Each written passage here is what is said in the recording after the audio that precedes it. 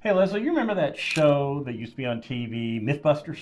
Yeah, we used to watch it all the time. Yeah, The kids loved I it. know they used to take something that was in a movie or something that somebody said would Right. happen, and they would scientifically test it to see hmm whether or not it was true, right? Yeah.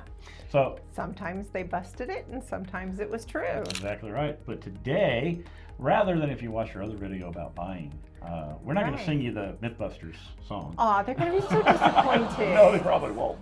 But today we are still going to myth bust though, and Okay. we are going to give you 3 real estate myths that sellers often fall into. Right. So hang around because you're not going to want to miss out what that is, and you never know what might happen. But Never before know. we do that, let's go ahead and get started Right now. now.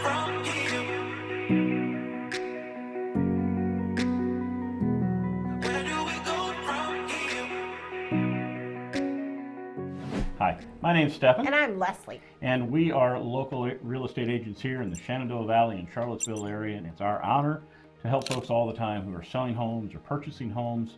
So many folks have reached out and Absolutely. called us, texted us, emailed us, and what an honor that's been. It has been. If that's you, we'd love to help you as well. It'd be our honor. Additionally, if you'd like to follow us along on the channel here, we'd love that. We talk about a lot about real estate, but we go We in do. neighborhoods, and we also go to a lot of fun events and things that happen here too. We do. Uh, Oh, and if they want to catch up on all of the local real estate stuff, I do have a blog on the website as well, and there's a whole bunch more information on it. Please check it out as well, and you can chat with us on it as well. There you go. So check that out. But the one thing for this channel I'd love for you to do is click that subscribe button, touch that bell icon. You know Yep. why?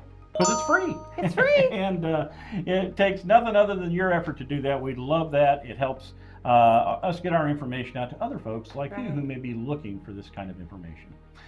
So So, today, 3 real estate myths that yes. sellers, Sellers. home sellers, sometimes fall into. So let's just get right into it, All okay? right, let's go. Let's start out with number 1.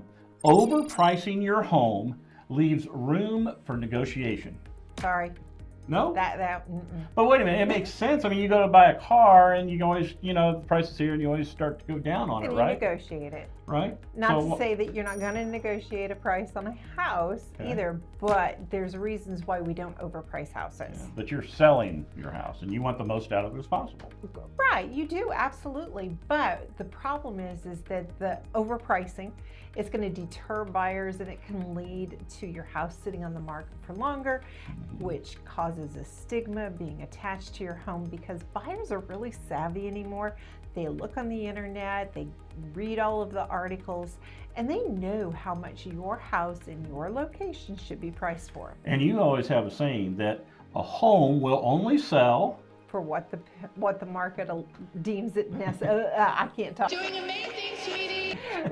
So yes. Thought you had a saying anyway.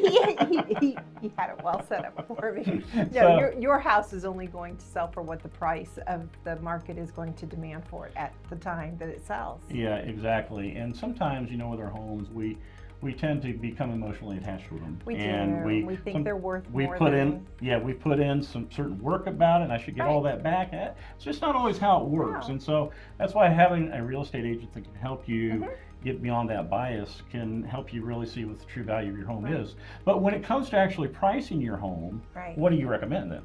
Well, that we have a pre-listing consultation actually.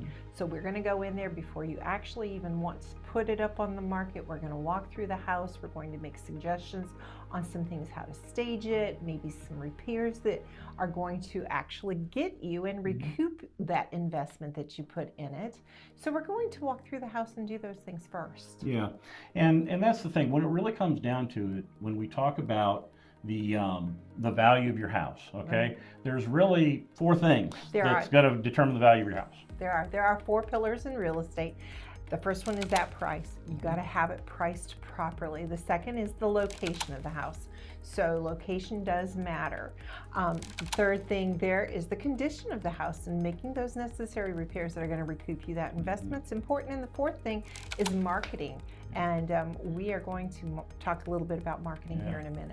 Yeah, and the other thing about it too is that Leslie mentioned that a home that sits on the market for quite a while, people lose interest in it because they think that there's something wrong with it. Why hasn't anybody bought it? Especially the market that we're in today. Right. Because houses are selling much more quickly in a really more of a seller's market than a buyer's market like it was several years ago. Right. But quite a few years ago, actually.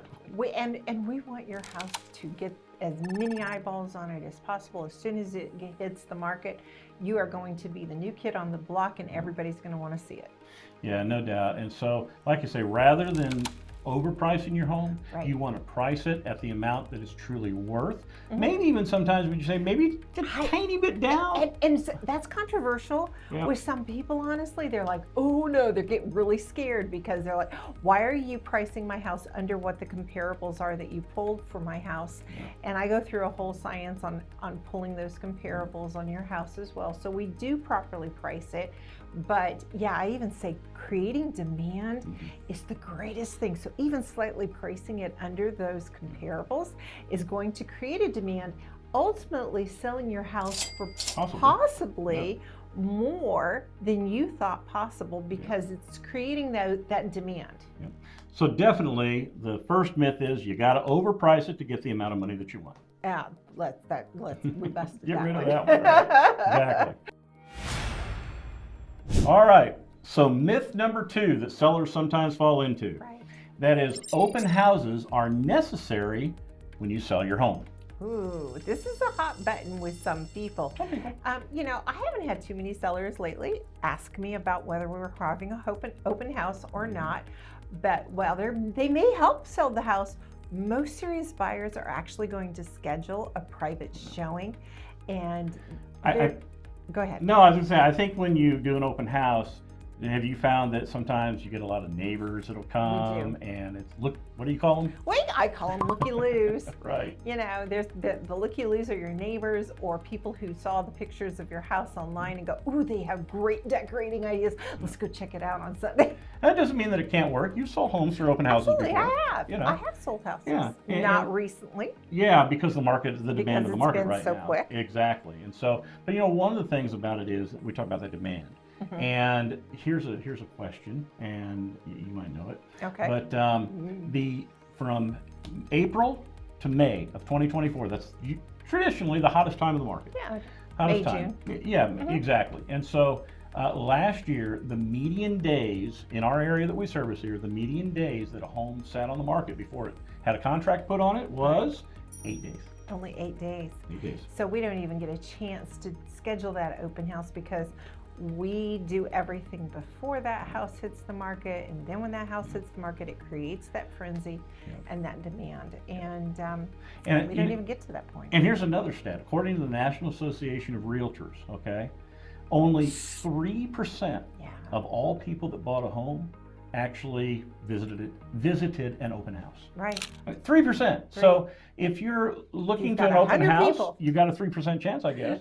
But that doesn't mean it can't be done to create that interest. But there's other ways to create interest in what we do today, and that are even better than an open house. I mean, the majority of buyers today start their search on the internet. So the most important thing, and as I told you in point 1, we were going to talk about marketing, and here's where we're going to talk about marketing.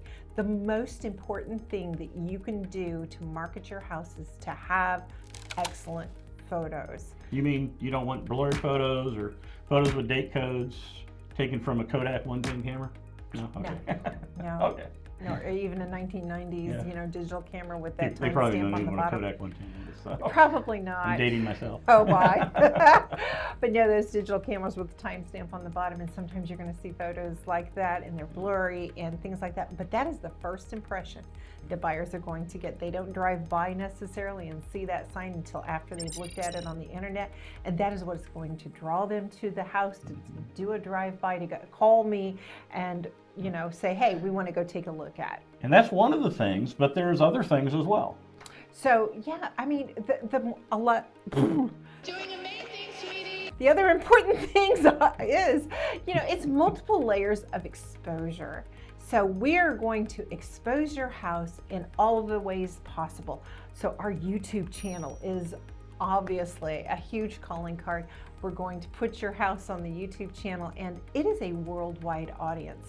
I mean, I don't know if we've mentioned it before in some of our videos, but we have had buyers come into town from other countries who have seen our YouTube videos and go, we're interested in Stanton, let's say. Had a lady from France buy a home in Stanton. We did. A couple from France came in and bought a house in Stanton because they saw our YouTube channel.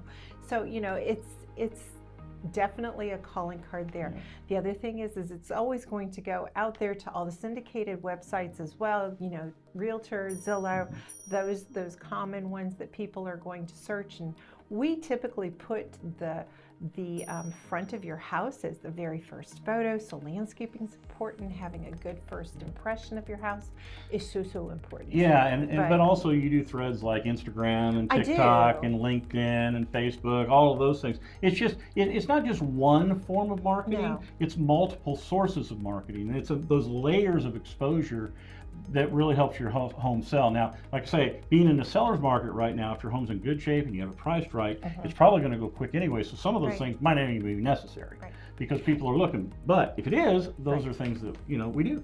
Yeah, and no, it's not awkward to ask to be our friend. So if you find Virginia Mountain to Valley Living on any of the social media sites, ask to be a friend and follow us along, because we not only put things on the YouTube, I put other things as well on all of the social media sites. So yeah, follow us along. Ask to be a friend on Virginia Mountain to Valley Living. Why don't you be my neighbor? Okay. Anyway. All right, Mr. Rogers. Thank you very much. But like I say, open houses can be beneficial, but ultimately, in today, the way the market operates, there's better choices than an open house. All right, so our third and final real estate myth that sellers sometimes fall into is the longer you hold out, the more money you're going to get. No. Right? I mean, you get more offers that way, right? No, you don't. Oh, you don't? You get fewer offers, actually. Okay. The longer you're on the market, people start like thinking there's something wrong with your house. Yeah, exactly. And they're like, why hasn't that house sold? I get that question a lot from buyers. Why hasn't that one sold? We're going to lowball. Yeah, and you know, now what would you say about sometimes, I mean, we had a situation one time where we had a buyer, they put an offer on the house for the asking price, and the seller came back and said, oh no, I don't want to take the asking price, I want more than that. Yeah. What would you recommend that? No. It's crazy. Yeah, we didn't buy the house, our buyers didn't buy the house. The buyer didn't buy the house, no. Exactly. So you lost out on a good offer. Absolutely. And because they think that the first offer that comes in isn't the best offer. Yeah, and it may be the best offer, it may not be. Usually is. But like we talked about before, those 4 pillars. Right. What are the 4 pillars again? The first one is properly pricing that house. The next one is the condition of your house. We're going to discuss it. Location, not something we can change, but it is an important part to consider when we do price your house. And then the fourth one is that marketing. Yeah, and like I say, if those things are all in line and they're done properly, it segues with your buyers and their demand, and it creates at least a good offer for you or multiple good offers, and obviously that's what we want. So what happens when you get to a situation? How do you create that multiple buyer thing? I mean, you making sure those 4 things are in use. And then how do you handle that if you do get more than one offer? Oh, well, if we get more than one offer, so if we put your house on the market on a Tuesday and we see a lot of interest and we're starting to receive offers on it, then I'm going to call up all of those agents that are saying that they're going to put an offer in or have put an offer in, and we set a deadline. And if you're familiar with the way marketing is going lately, then you're familiar with a deadline. And we may say, hey, 5 p.m. Sunday, all the offers need to come in. And then I go to you and I either lay out all of the offers that have come in front of you, or we talk about them, and we pick the best one for you in your situation. Exactly. Now here's the other thing. Remember a second ago when I talked about the median days that a home was on the market last year in the 3 hottest months of the year, April and May and June. So look at this a little differently. So if you break it down a little bit more, all those houses that sold during that time period, during week 1, about 57% of all homes sold within week 1. That's just how the market is, and it's still pretty much like that. And so if they sold in week 1, I mean, that's at 8 days. Okay. Exactly. And then you can see in week 2 about 11%, week 3 5 or 6%. But overall, 3 out of 4 homes sold. About 75% of all homes sold in the first 3 weeks. But here's where it really gets powerful. And this is where pricing it right and everything else comes to it. And that is how much you get for your home. Right. Homes that sold within the first week last year, during that time period, sold for an average of 3% above the asking price. Right. And that means that, I mean, if you had a $500,000 home, that's an extra 3%, what, $515,000? Right. So you actually got more for it. Week 2 is pretty much, people got asking price for their home. And every week after that, homes got less than their asking price. So like Leslie said, the longer a home sits on the market, people start to think something wrong with it, and the offers go down. All the way up to, you wait 9 or 10 weeks, you're probably going to lose at least 10% of your home value, or of your asking price. And the thing about it is, usually when it comes to that, usually what's been wrong in those 4 pillars is the price. The price. It's usually been priced incorrectly. Yeah. Not always. I mean, there can be something that happens. Majority of the time, it goes back to that price. Yeah, it does. And so that's the importance of, you know, not waiting around. If you create multiple offers, usually it's going to be within the first week or 2. We are here to create a demand for your house. Yes, exactly. And we market, and Leslie talked about how some of the ways, that's just some of them, how we market your home to make sure that eyes get on it and it gets sold quickly. That's right. So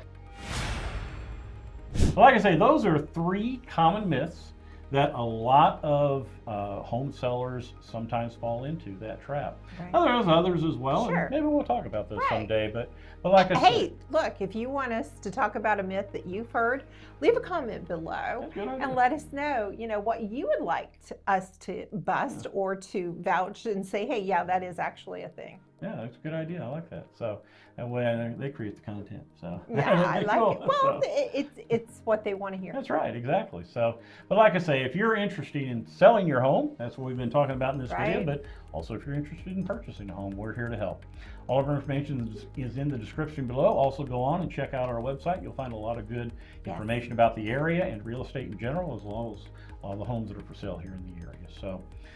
Well, Leslie, I think that we pretty much talked about everything with these 3 myths that we want to talk about. We like being Mythbusters. I know, I like being Mythbusters. Put my Mythbuster hat on and solve some myths. But I guess for now, until next time, we will see you around town.